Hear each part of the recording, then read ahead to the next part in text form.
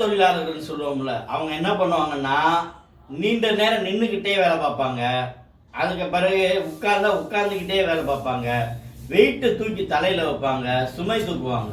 இப்போ இது மாதிரி வேலை பார்க்குறவங்களுக்கு வந்து பொதுவாக அவங்களுக்கு வரக்கூடிய முதல் கம்ப்ளைண்ட் என்ன அப்படின்னு பார்த்தீங்கன்னா, அவங்களுடைய ஸ்பைனில் வந்து கம்ப்ளைண்ட் ஆகும். அவங்க ஸ்பைனில் வந்து கம்ப்ளைண்ட் ஆகும், ஸ்பைன் இறுக்கமாகும். அதனால என்ன நடக்கும் அப்படின்னா, அவங்களுக்கு நெக் பெயின், பேக் பெயின், அதே மாதிரி வந்து